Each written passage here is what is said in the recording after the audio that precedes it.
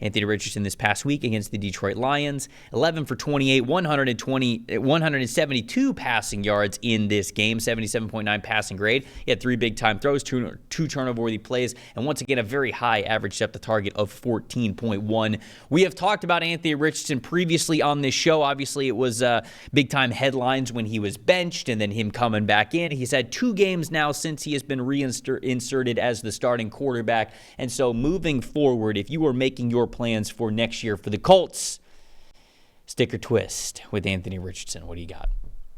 Anthony Richardson also getting the stick of immunity. Okay. So he's safe another week. Okay, safe another week. Maybe this is something that we're just going to say every week of the Anthony Richardson era. They should have thrown for like 400 yards in this game.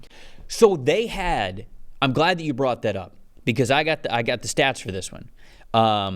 Jim Aiello, who covers the NFL for The Athletic, he tweeted this out. So I saw this from him and then I looked it up myself. Anthony Richardson and the Colts in general, they had 10 penalties in this game for 75 yards, okay? So that was 10 penalties for like 75 like penalty yardage. Beyond that, though, they had gains of 20 yards, 21 yards, 19 yards, and I think the other one was like 31.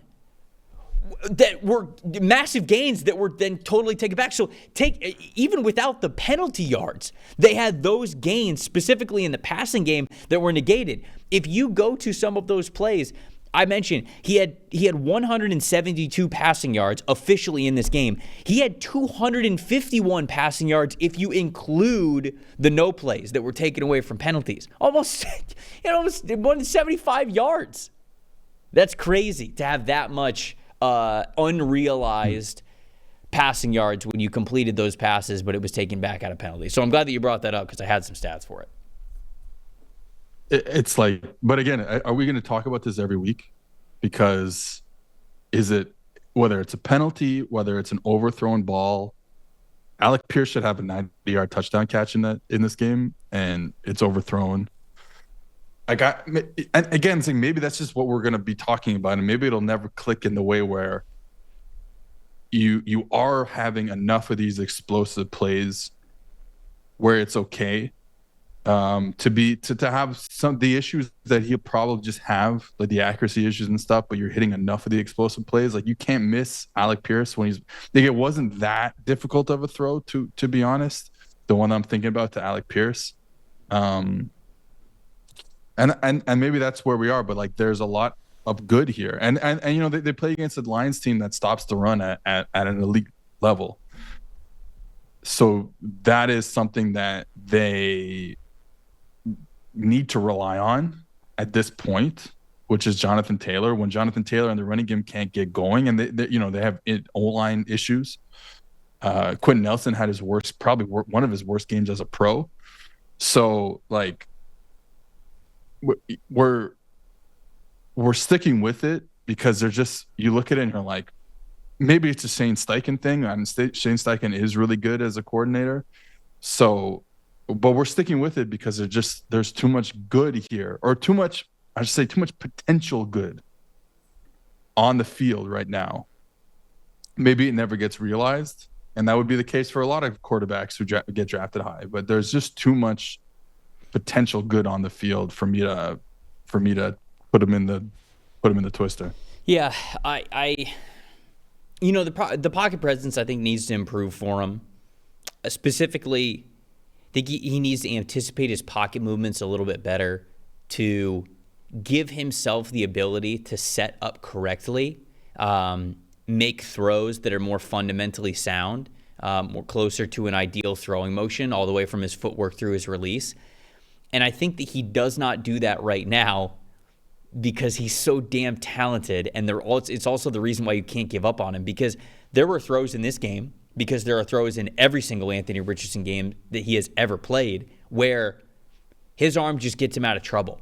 And he has the ability to, whether it's throw the ball away or like fire it out of bounds and not have to take a sack, or the fact that, okay, he's not seeing things as quickly as he needs to, and all of a sudden, like, oh, I recognize that wide receiver is open just as the defensive tackle is coming right to me to hit me. Let me pull my arm to the side, just go, whoop, and the ball just goes 50 yards down the field almost on a rope. Like that's the type of arm talent that we're talking about here.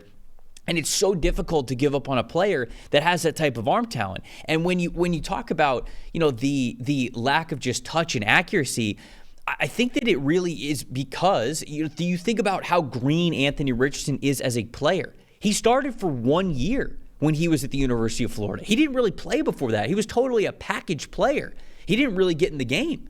So you have 1 year of him as a starter at UF. You have 4 games of him as a starter last year, and now it's whatever this year was. So it's kind of hard to think that this player would be more fundamentally sound than he is right now. He's honestly like right on track, and I think that people don't like, if we're being completely honest, what Anthony Richardson is right now should probably be as like a junior in college.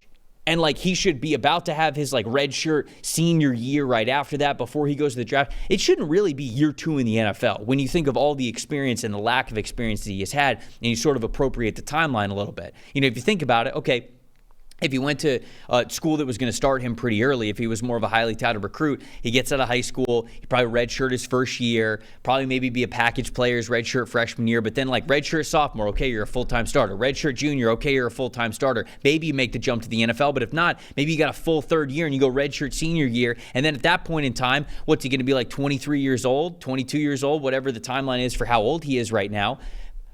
That would be like his rookie season, except he'd have 3 years under his belt as a starter. Now, he just doesn't have that. And I say all that not to make excuses for him, but to say we got to understand where he is in his growth, in his timeline with him being a really young quarterback and not having a lot of experience. So to me, a lot of Anthony Richardson's issues stem from the fact that he just has not played a lot of football. Yeah, of course he doesn't have this repeatable throwing motion. Of course he doesn't necessarily have the accuracy and the touch on all of this stuff. It's because right now he's playing backyard football still in a lot of ways. Now, I think that he has gotten better. He's gotten more structured. I think we see that more from him, and I think over the last 2 weeks you've seen a lot more consistency in that area. But to me, it is more of he's just got to play more.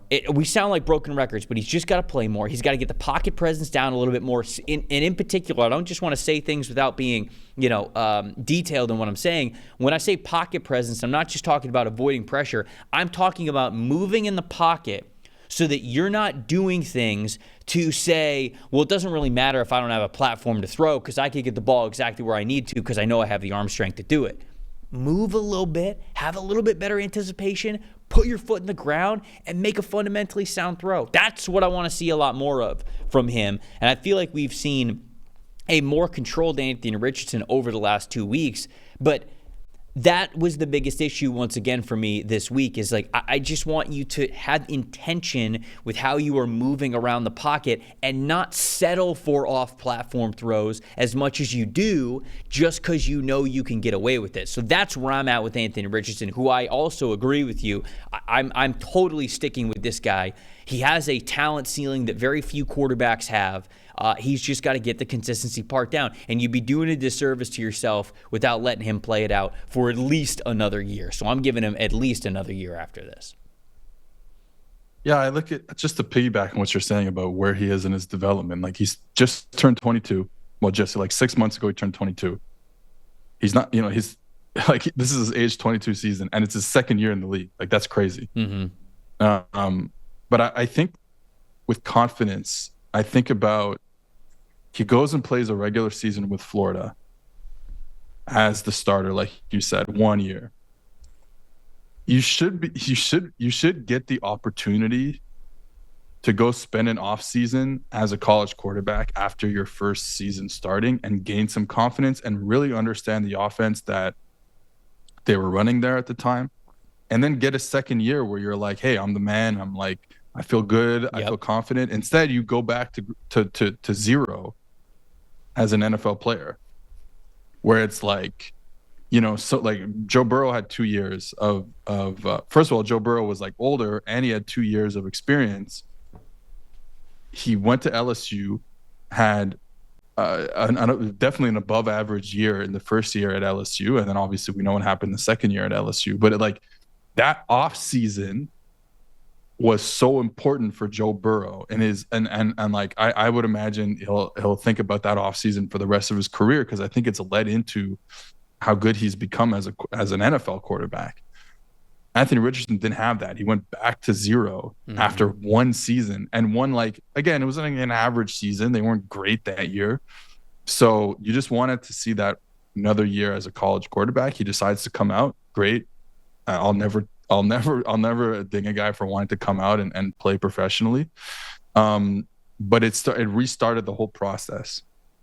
So at least, yeah, look, he's got it. Shane Steichen's not going to get fired. He's going to get another year with Shane Steichen, who, like I said, I think is very good.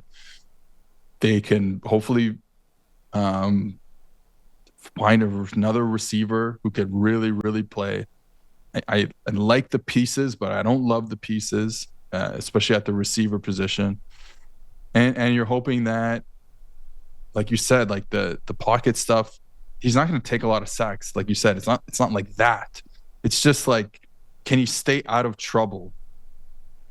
And a lot of that is not just the pocket stuff. It's like, and I know Shane Steichen's not ready for this yet, but like, can we create a quick game passing offense sometimes where, hey, we can just take the snap, throw the ball, 2.3 seconds, get it out accurately. And they're not ready for that yet.